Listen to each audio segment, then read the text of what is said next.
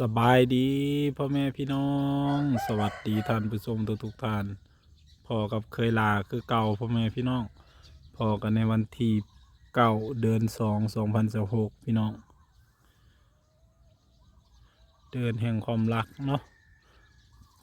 ยามเศร้าๆตะเวนกำลังส่องแสงแหลกของมือออกมา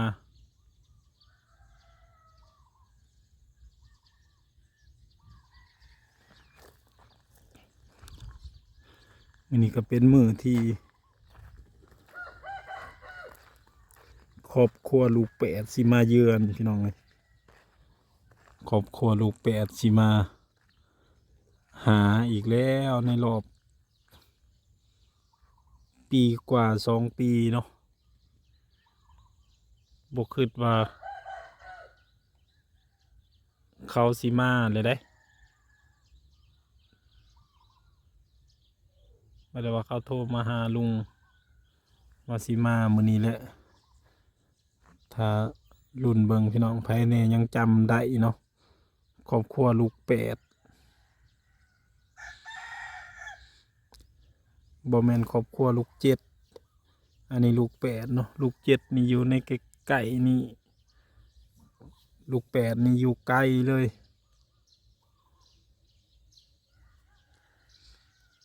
เขาขี่รถไถมาใช้เวลาประมาณ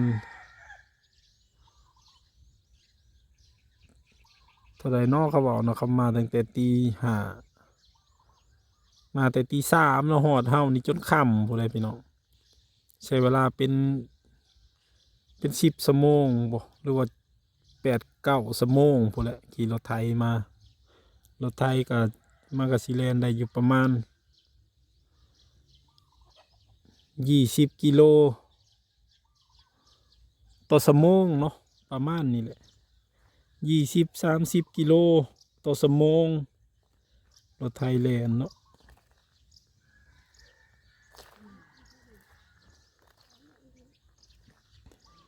แต่ว่าเป็นร้อยน่าสิเป็นร้อยหรือว่า100 กว่า กิโลพู้นแหละแต่บ้านเฮาไปหาบ้านเขาวันนี้ครอบครัวลูกแปดสิมาบ้านนี้ก็พี่น้องว่าในใดเนาะมันสิเป็นในใดเนาะแต่วุ่นบ่น่าสิแตกวุ่นเนาะเพราะว่าตอนนี้ก็หลายคนเติบมวนไปอีกแบบนึงเนาะพี่น้องเขาอยากมาเลยก็ให้มาเนาะอยากมาเลยก็มาและเห็นอะไรมันก็สิแตกวุ่นแล้วตอนนี้ก็มีอยู่3 หนุ่ม3-4ตอนนี้ทั้งแม่ใหญ่แล้วก็หนุ่มๆอีก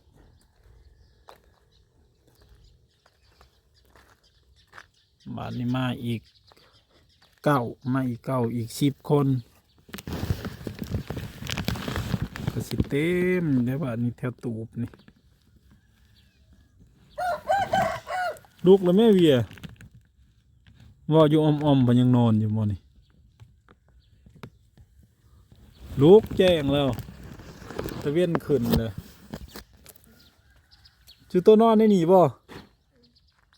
นอน2 คนบ่น้องตัวโนกับน้องเวียนเป็นเจ้าของตูบแทนไม่ใหญ่เป็นเจ้าของตูบแทนไม่ใหญ่ตอนนี้เนาะคือสิเป็นตลอดแล้วแหละเพิ่นพากันนอน2 เสี่ยวสบายใจเฉมเลยพวกมุ้งกับบกลางอีกโอ้ยยุงแต่โคบมุ้งกับบกลางสิโตนี่ก็ตึงเกินคนนะจัดลงไปสิยัง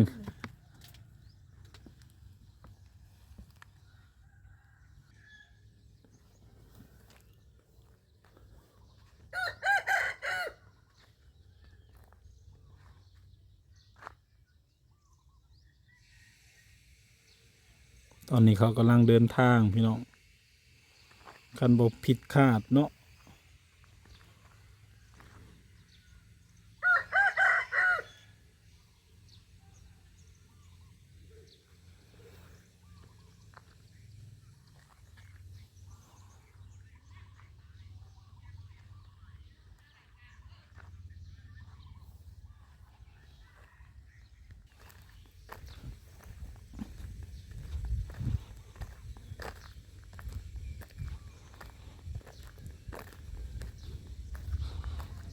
อันนี้สิเป็นหมอสิงไข่เสาเอื่อยสิไปเกาหลี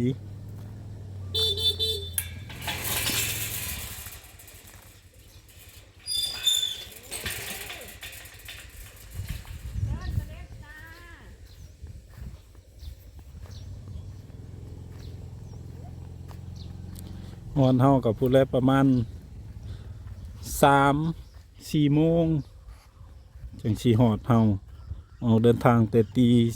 3 ตี 4นะเป็น10 ชั่วโมง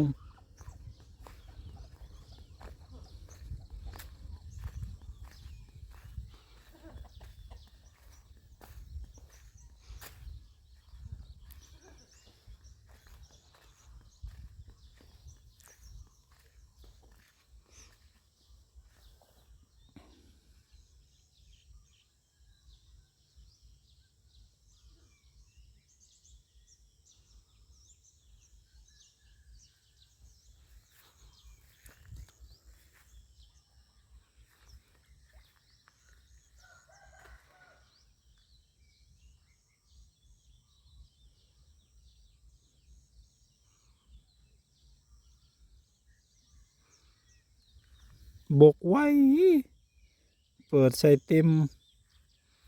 หมองเขตนี่พี่น้องบ่พอมือบกเลยสิมืดเลยอ๋อยอมรับว่าบกไว้อีหลีน้ำยามนี่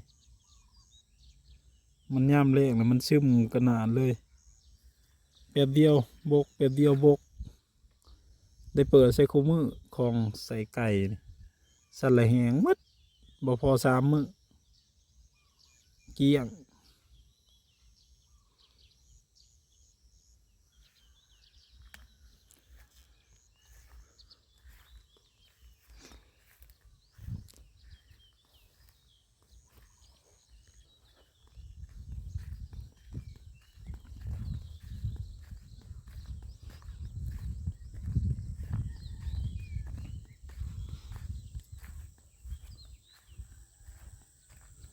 ทางลัดออกไปสู่สวนข้าวโพด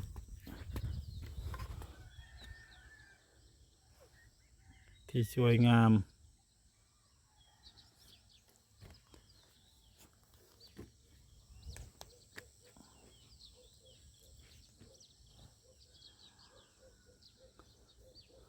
ตอนนี้ที่งามสุดๆในสวนก็คือข้าวโพดเนาะงามเลยรอ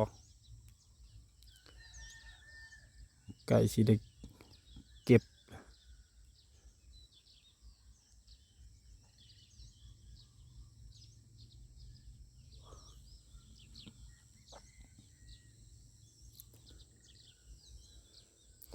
ซุ่มนี่ก็กำลังสัดขึ้นกำลังใหญ่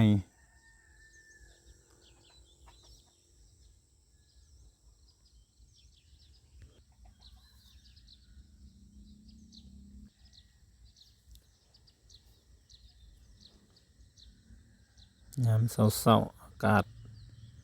ดีดีพี่น้องเลย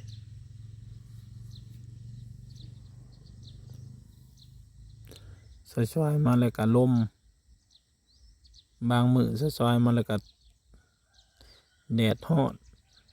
วานนี้ลมแห้งถ้าเบิ่งมื้อนี้อากาศสิเป็นอะไรสิหนาวหรือสิฮอดแต่ขั้นตอนเช้านี้อากาศพอดีเย็นสบาย